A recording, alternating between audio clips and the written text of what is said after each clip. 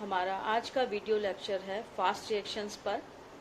अभी तक हमने बीएससी क्लासेस में जिन केमिकल काइनेटिक्स के अंतर्गत जिन रिएक्शंस का अध्ययन किया वे मॉडरेट रिएक्शंस हैं, और स्पीड के अकॉर्डिंग हम केमिकल रिएक्शंस को 3 कैटेगरीज में डिवाइड कर सकते हैं। फास्ट रिएक्शंस जिनको कंप्लीट होने में कुछ सेकेंड्स लगते हैं, और स्लो रिएक्शंस जिनको कंप्लीट होने में डेज, मंथ्स और ईयर्स लगते हैं। और इसका एक अच्छा एग्जाम्पल है रस्टिंग ऑफ आयरन। और तीसरी कैटेगरी जो है मॉडरेट रिएक्शंस की, जिनको हम कन्वेंशनल मेथड से स्टडी कर सकते हैं। लेकिन जो फास्ट रिएक्शंस हैं उनको मेज़र कर पाना बहुत ही डिफ़िकल्ट होता है। तो आइए हम आज के वीडियो लेक्चर में फास्ट रिएक्शन को मेज़र करने के कुछ टेक्निक्स और जो मेथड्स हैं उनको डिस्कस करेंगे। तो आइए हम देखते हैं हमारा वीडियो लेक्चर। आज का हमारा लेक्चर है fast reactions for the class MSc semester 2 paper 3 unit 4। ऐसी अभिक्रियाएं जो कि दो रिएक्टेंट्स को मिक्स करने में लगने वाले समय से भी कम समय में पूर्ण हो जाती हैं, अर्थात रिएक्टेंट्स प्रोडक्ट में कन्वर्ट होकर ये अभिक्रियाएं पूर्ण होती हैं, तो वे सभी रिएक्शंस फास्ट रिएक्शंस कहलाती हैं तथा इन्हें कन्वेंशनल मेथड्स के द्वारा ज्ञात नहीं किया जा सकता है। So the reactions that take place in times shorter than the time required to mix the reactants cannot be investigated by conventional methods. Such reactions are termed as fast reactions. वैसे तो हम देखेंगे कि कितने टाइप के chemical reactions होते हैं। So according to the speed of chemical reactions, they can be divided in following categories. Fast reactions. These reactions can take place in very less time, or we can say that less than 1 picosecond. And examples are ionic reactions and neutralization reactions and some other reactions. Second, slow reactions. These chemical reactions can take days, months or even years to complete. And examples are rusting of iron and fermentation of sugar. Third, moderate reactions. These reactions proceed with measurable rates at normal temperature, and that's why they are studied in chemical kinetics. And examples are decomposition of hydrogen peroxide and hydrolysis of ester. तो यहाँ हमने देखा है 3 प्रकार के reactions हैं: fast reactions, slow reactions and moderate reactions.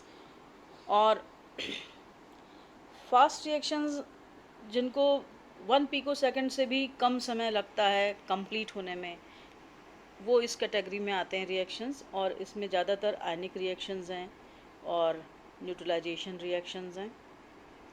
और दूसरे प्रकार की रिएक्शंस हैं स्लो रिएक्शंस। उन अभिक्रियाओं को जिनको कंप्लीट होने में डेज, मंथ्स या समटाइम्स ईयर्स भी लगते हैं, उनको हम कहते हैं स्लो रिएक्शंस।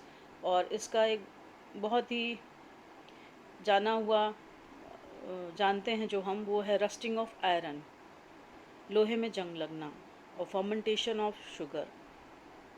थर्ड है moderate reactions. These reactions proceed with measurable rates. और इन दोनों के बीच जो फास्ट और स्लो रिएक्शन के बीच की कैटेगरी है, जो कि कुछ आवर्स में कंप्लीट होती है और जिसको काइनेटिकली हम स्टडी कर सकते हैं, उन रिएक्शंस को हम कहते हैं मॉडरेट रिएक्शंस। और उसके एग्जांपल्स हैं डिकम्पोजिशन ऑफ हाइड्रोजन पेरोक्साइड और हाइड्रोलिसिस ऑफ एस्टर। तो ये थे 3 category according to speed of reactions. Now what are fast reactions? The term fast reaction is best applied to reactions that cannot be followed phonetically by conventional methods. तो जैसा कि हमने देखा है कि इनको कंप्लीट होने में with in a few seconds ये कंप्लीट हो जाते हैं। जब तक रिएक्टेंट्स को हम मिक्स करते हैं तब तक जैसे ही मिक्स होते हैं वैसे ही वो कंप्लीट हो जाते हैं। तो इन रिएक्शंस को हम कहते हैं फास्ट रिएक्शन। तो इनको हम कन्वेंशनल मेथड्स या काइनेटिकली हम इसको मेज़र नहीं कर सकते हैं। It is not sufficient to say that a reaction with a large rate is a fast reaction since this term is temperature dependent.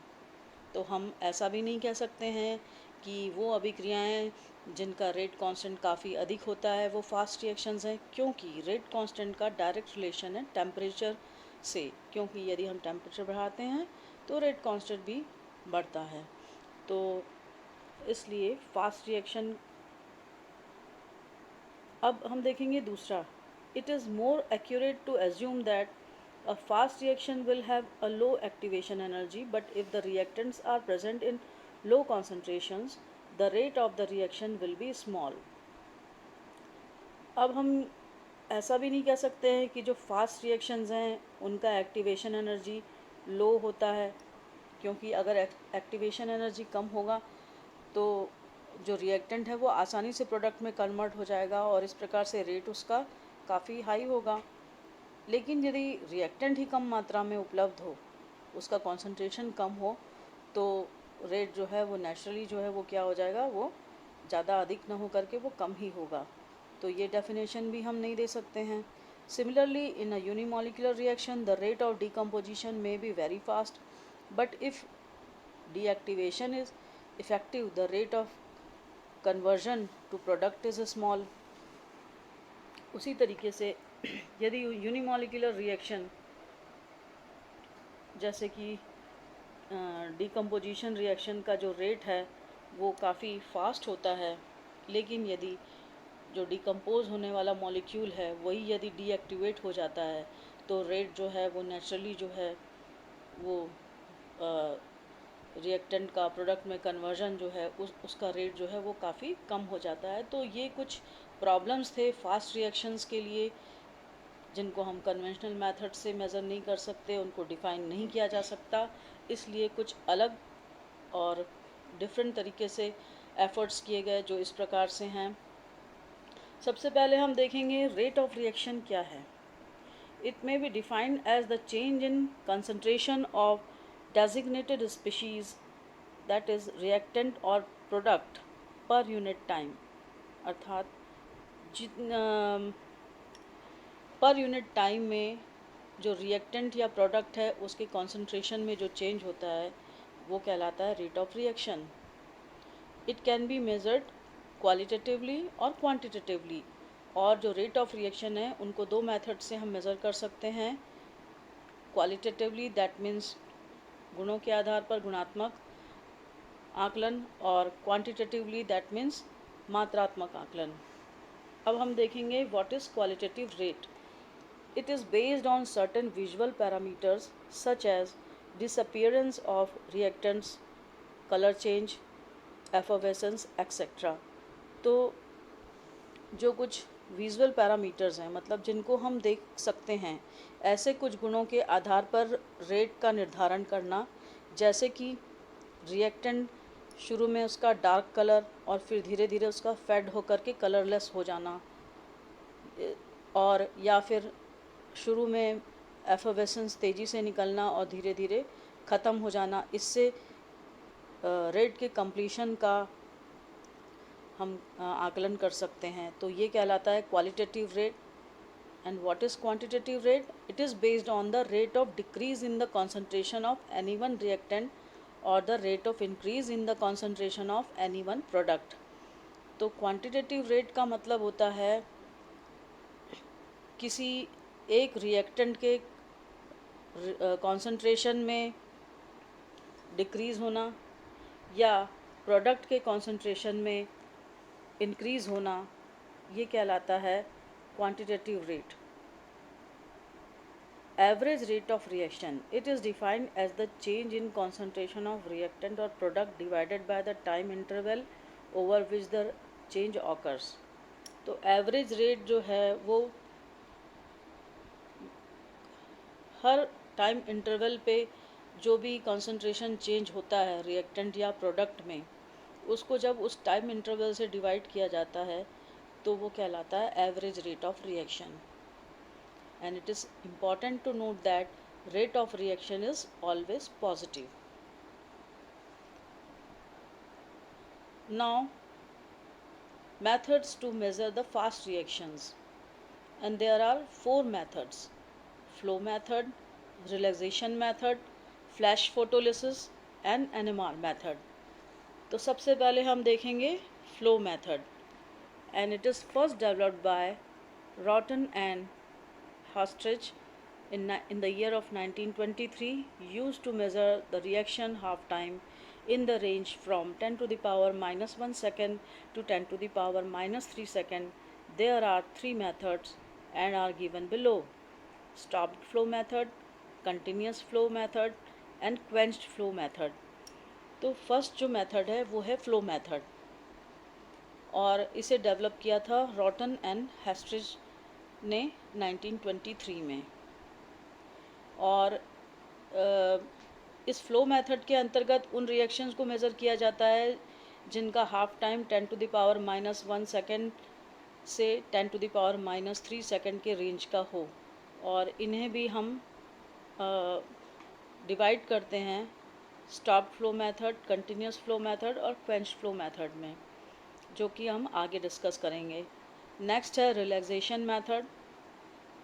It is developed by Eigen and his co-workers and used to measure the reaction half time in the range 10 to the power minus 6 second or more.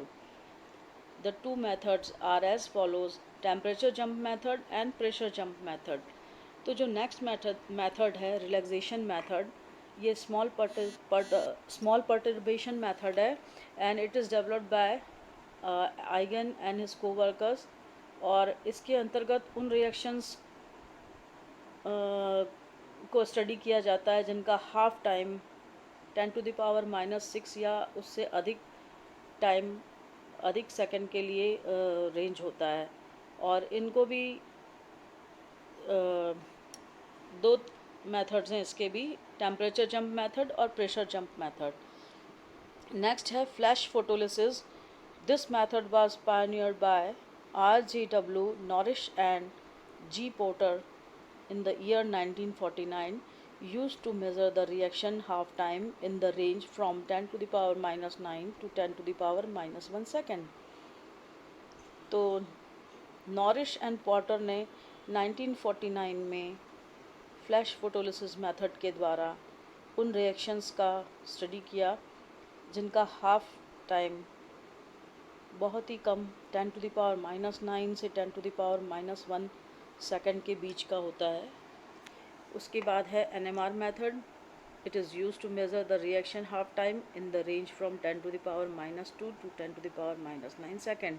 तो NMR method भी जो है बहुत ही short period के लिए very fast reactions के लिए use किया जाता है। अब सबसे पहले हम देखेंगे फ्लो मेथड्स के क्या कैरेक्टरिस्टिक्स हैं, उसके जनरल फीचर्स क्या हैं। तो solutions flowing through two tubes into a mixing chamber and thoroughly mixed in time as short as 10 to the power minus 3 second। तो सबसे पहले तो जो दो ट्यूब्स हैं उसमें रिएक्टेंट मिक्सचर्स को अलग अलग दो ट्यूब्स में भरा जाता है और उनको साइमल्टेनियसली एक मिक्सिंग चैम्बर में भेजा जाता है, और वहाँ पे ये 10 to the power minus 3 second से भी कम समय में मिक्स हो जाते हैं। The mixed solutions are allowed to flow into an observation tube। अब जो मिक्स सॉल्यूशन है वो एक आगे की ओर दूसरे चैम्बर में आगे की ओर फ्लो किया जाता है जहाँ पे ऑब्जर्वेशन किया जाता है। The spectrophotometric equipment can be set up with the beam of light passing through the solution at a point downstream from the point of mixing। तो आगे जब दोनों रिएक्टेंट मिक्स होकर के एक दूसरे ट्यूब में फ़्लो होते हैं मिक्सिंग चैम्बर से आगे, वहाँ पे स्पेक्ट्रोफोटोमीटर लगा होता है, यूवी विजिबल स्पेक्ट्रोफोटोमीटर, जिसके थ्रू जो है उस सॉल्यूशन को जो है पर्टिकुलर पॉइंट पे ऑब्ज़र्व किया जाता है। If the experiments are done with different rates of flow, values of light absorption at any one particular point will give results.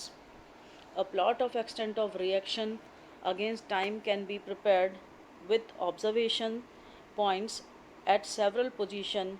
The same data can be accumulated at one particular flow rate।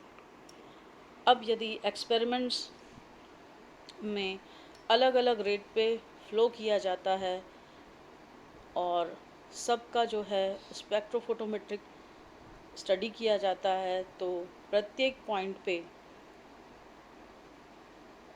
लिया जाने वाला जो recording है उससे एक graph plot होता है extent of reaction और टाइम के बीच में, और हर पॉइंट पे जो ऑब्जर्वेशन लिया हुआ रहता है वो सेम डाटा एक्यूमुलेट करता है एक पर्टिकुलर फ्लो रेट पे। तो ये हैं फ्लो मेथड्स के फीचर्स। अब हम देखेंगे फ्लो मेथड्स में से पहला मेथड है द स्टॉप्ड फ्लो मेथड। यहाँ पे apparatus दिया हुआ है। It is the most popular flow method. In this method, the flow is stopped suddenly. The rate of change of concentration of the reactant or product is measured as a function of time. Rate is measured with a fast response apparatus which may be UV visible spectroscope. तो यहाँ पे हम देख रहे हैं stopped flow method और यह है उसका apparatus. Syringes A and B contain the separate reactants. These syringes are fitted with suitable valves. The solution is forced into the mixing chamber M by means of the common drive mechanism D, consisting of an air-driven piston. The solution then enters the stopping syringe C, whose plunger comes to rest against the fixed stop S. This triggers the recording device, usually an oscilloscope.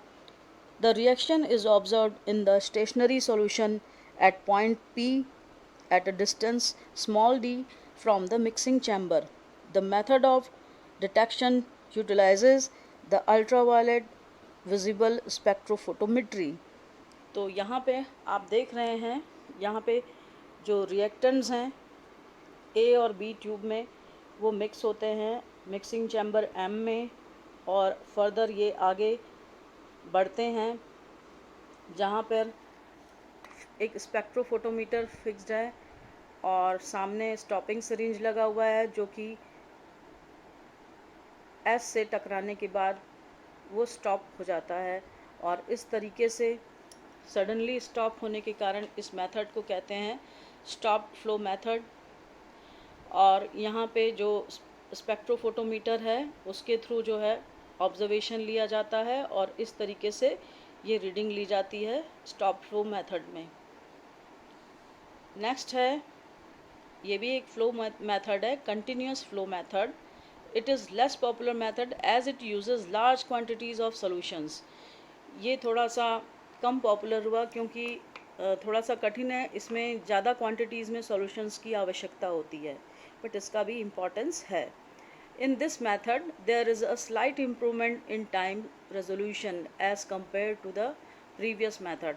और इसमें थोड़ा सा improvement भी है, बहुत ही short time में बहुत ही accurate resolution के साथ इसमें रीडिंग्स ली जाती हैं।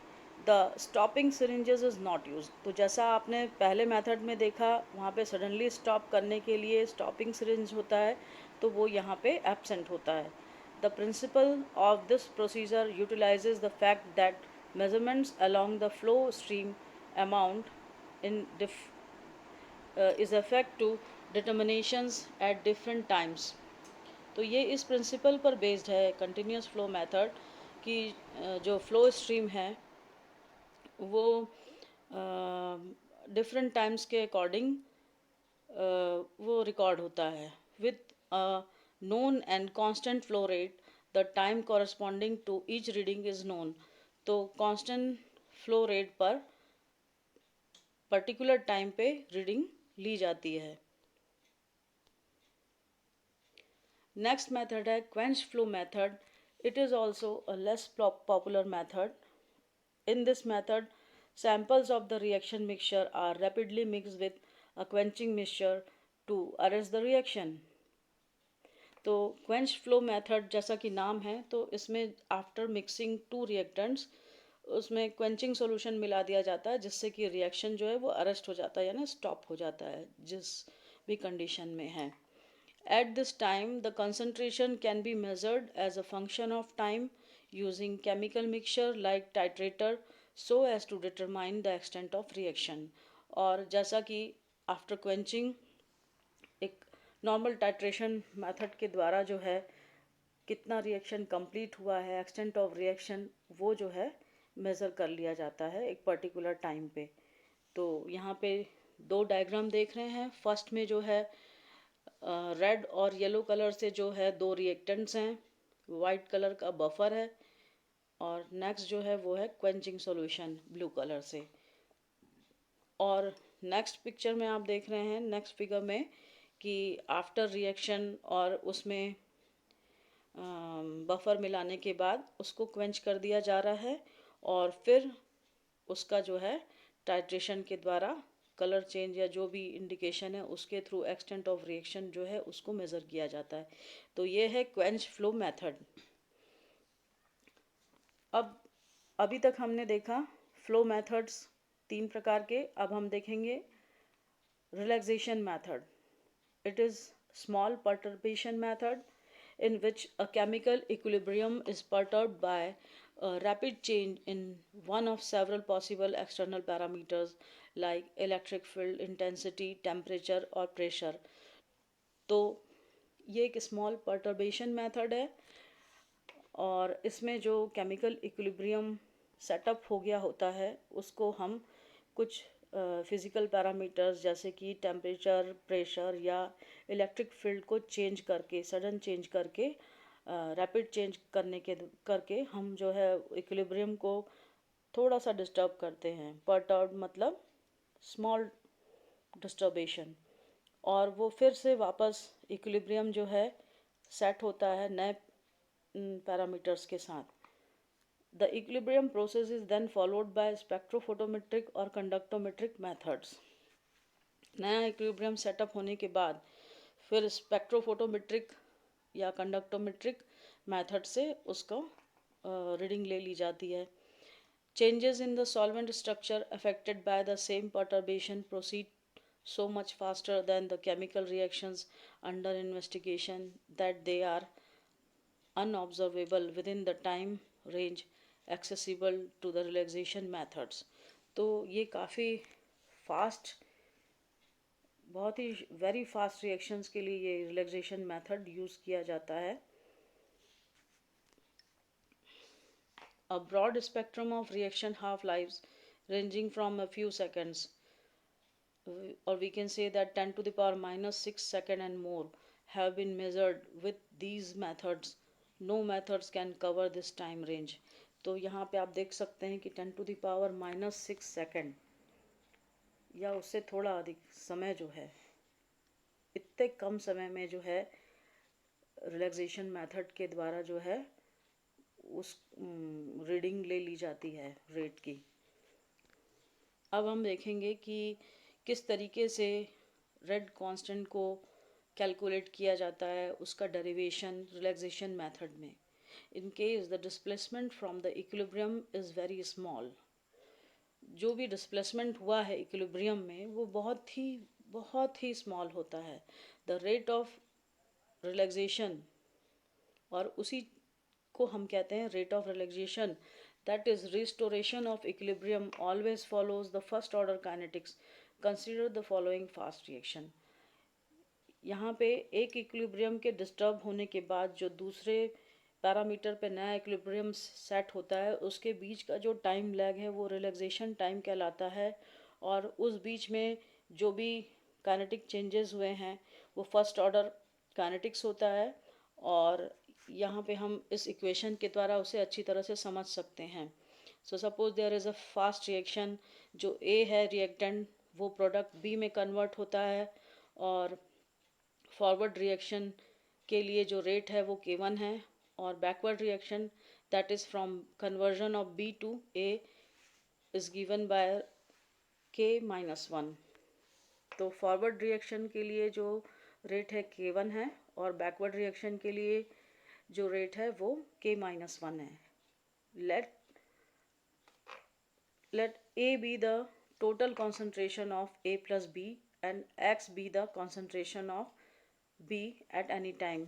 यहाँ पे जो स्मॉल a है वो a और b दोनों का टोटल कॉन्सेंट्रेशन है, और x जो है वो b का कॉन्सेंट्रेशन है एट एनी टाइम, और we can say that at time t। Then rate is given by dx by dt is equal to k1 into a minus x minus k minus 1 into x. First equation. If the equilibrium concentration is xe, then del x is equal to x minus xe, or x is equal to delta x plus xe. Second equation. Since del of delta x upon dt is equal to dx by dt, so we have del of delta x upon dt is equal to k1 into a minus xe minus delta x minus k minus 1 into xe plus delta x. This is equation 3. At equilibrium, delta x by dt is equal to 0 and x is equal to xe.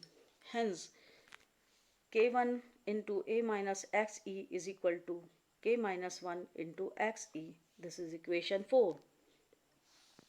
Substituting the value in the equation 3, we get del of delta x upon dt is equal to minus k1 plus k minus 1 into del x is equal to minus kr into del x. Kr is equal to k1 plus k minus 1 is the relaxation rate constant. तो यहाँ पे जो के are है वो कहलाता है relaxation rate constant, जो कि बराबर होता है फॉरवर्ड रिएक्शन का रेट प्लस बैकवर्ड रिएक्शन का rate. On integrating the equation 5, we get delta x is equal to delta x0 exponential minus kr into t. This is equation 6. The reciprocal of kr is known as relaxation time, that is tau is equal to 1 upon k1 plus k minus 1, that is equal to 1 upon kr. This is equation 7. Now example 2। अब हम देखेंगे थोड़ा सा complicated chemical process. It involves a first order forward reaction with a second order reverse reaction. तो जो forward reaction है वो first order है, और बैकवर्ड रिएक्शन जो है वो सेकेंड ऑर्डर है, और इनके रेट कांस्टेंट जो है फॉरवर्ड के लिए k1 है और बैकवर्ड रिएक्शन के लिए k minus 1 है। The rate equation for the above equilibrium is represented as r is equal to dx upon dt is equal to k1 into a minus x minus k minus 1 into x square. ये है equation 8, where a is the total concentration of a and x is the concentration of b और c। तो यहाँ पे a जो है वो है टोटल कॉन्सेंट्रेशन रिएक्टेंट ए का, और x जो है वो b या c जो कि प्रोडक्ट्स हैं उनका कॉन्सेंट्रेशन है। Now delta x is equal to x minus xe, where xe is the ionic concentration at equilibrium and delta x is small. This restriction to small perturbations is important. Since xe is constant, it necessarily follows that dxe upon dt is equal to 0. Substituting x is equal to delta x plus xe in equation 8, rearranging terms and neglecting the product of k minus 1 into delta x square, we get del of delta x upon dt is equal to k1 a minus xe minus delta x minus k minus 1 into xe plus delta x whole square is equal to k1 into a minus xe minus k1 into delta x minus k minus 1 xe square minus 2 k minus 1 into xe delta x minus k minus 1 into delta x square. This is equation 9. From equation 8 and the fact that the xe is a constant, we can write at equilibrium dx by dt is equal to 0 and x is equal to xe or delta x is equal to 0. Hence, k1 into a minus xe is equal to k minus 1 into xe square. This is equation 10. Equation 9 thus becomes del of delta x upon dt is equal to minus k1 delta x minus 2 k minus 1 into xe delta x minus k minus 1 into delta x square. This is equation 11. Del of delta x by dt is equal to minus k1 plus 2k minus 1 into xe into delta x is equal to minus kr into delta x. This is equation 12, where kr is equal to k minus 1 plus 2k minus 1 into xe is the relaxation rate constant for this reaction. Equation 12 is interesting as the parenthesized quantity on the right side has the dimensions of reciprocal time. Delta x is equal to delta x0 exponential minus kr into t. This is equation 13, where the relaxation time tau is given as tau is equal to k1 plus 2k minus 1 into xe to the power minus 1. This is equation number 14. This time is not to be identified with any specific simple physical chemical process taking place in the liquid. तो इस प्रकार से हम देखते हैं relaxation method काफ़ी महत्वपूर्ण है कि इतने शॉर्टर टाइम के लिए जो भी रिएक्शन का रेट है उसको हम कैलकुलेट कर सकते हैं, रिलैक्सेशन मेथड के द्वारा स्टडी किया जा सकता है. Now determination of relaxation time. तो जो एक इक्विलिब्रियम से दूसरे इक्विलिब्रियम के सेट होने के बीच का जो टाइम है, रिलैक्सेशन टाइम, उसको डिटरमाइन करने के लिए कई मेथड्स दिए गए हैं जिनको डिवाइड कर सकते हैं हम. 10 टू द पावर -5 सेकेंड से अधिक समय के लिए जो रिलैक्सेशन टाइम है उनके लिए दो मेथड्स हैं, temperature jump method and pressure jump method. और उसी प्रकार से जो 10 टू द पावर -5 सेकेंड से भी कम समय के लिए जो जिनका रेट है उनके लिए दो मेथड्स हैं, हाई इलेक्ट्रिक और मैग्नेटिक फील्ड्स, और दूसरा है अल्ट्रासोनिक वाइब्रेशंस मेथड. तो यहाँ हम देखते हैं temperature jump method, relaxation time को मेज़र करने का temperature jump method. A temperature change of several degrees near about 10 degrees Celsius in 10 to the power -5 second is created by a discharge of high voltage condenser about 100 kilovolt through a small quantity of solution. Then the time dependence of concentrations is followed by the absorption spectroscopy or by measuring electrical conductivity as a function of time. A temperature range of 1 degree centigrade near room temperature has been found to change the equilibrium concentration by about 3%. तो temperature jump method में जो temperature change है room temperature से लगभग 10 degree Celsius का change किया जाता है within 10 to the power -5 seconds में discharge of high voltage condenser के थ्रू. और ये पास होता है discharge small quantity of solution से और टेम्परेचर उसका रेज हो जाता है about 10 degree celsius within 10 to the power -5 seconds में, जिससे कि उस जो सॉल्यूशन है उसका कंसंट्रेशन चेंज हो जाता है एट पर्टिकुलर गिवन टाइम में. और जो भी कंसंट्रेशन में चेंज हुआ है इस सडन टेम्परेचर में राइज होने से उसको एब्जॉर्प्शन स्पेक्ट्रोस्कोपी के द्वारा या फिर इलेक्ट्रिकल कंडक्टिविटी मेथड के द्वारा as a function of time measure कर लिया जाता है. और रूम टेम्परेचर से ऊपर प्रत्येक 1 डिग्री में जो भी होने वाला चेंज है 1 डिग्री सेल्सियस में, तो उससे जो इक्विलिब्रियम कॉन्सेंट्रेशन है वो अबाउट 3% चेंज होता है पर डिग्री रेज होने से.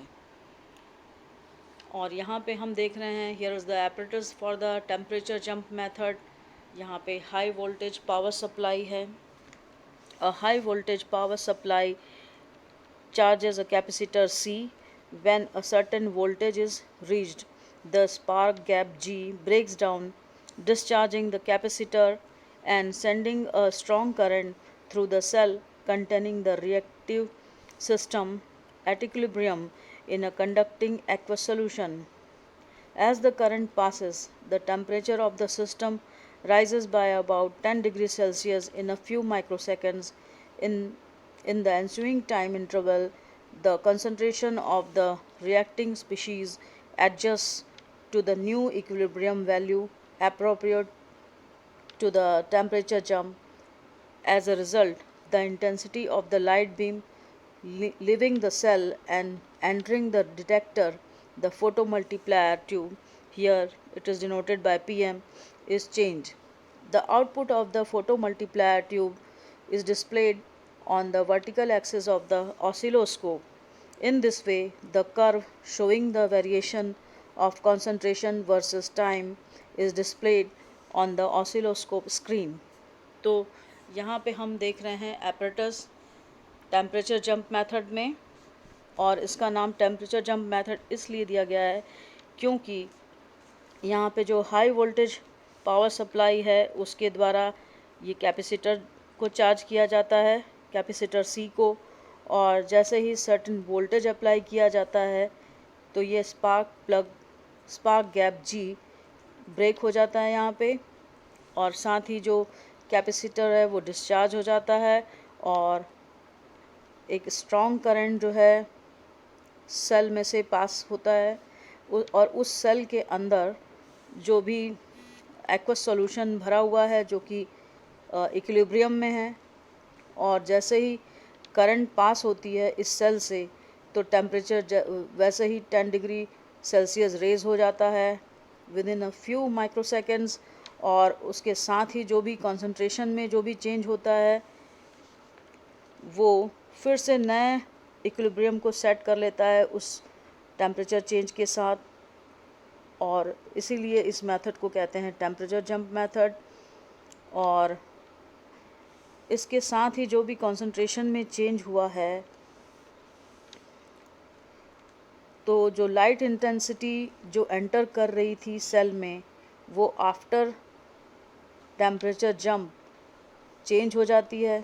कंसंट्रेशन चेंज होने के साथ साथ जो लाइट की इंटेंसिटी बाहर आती है सेल से और फोटो मल्टीप्लायर पीएम तक पहुंचती है वो चेंज हो जाती है, और जो भी आउटपुट है वो फोटो मल्टीप्लायर ट्यूब के थ्रू डिस्प्ले होता है उस ऑसिलोस्कोप के वर्टिकल एक्सिस पे, और यहाँ पे एक कर्व जो है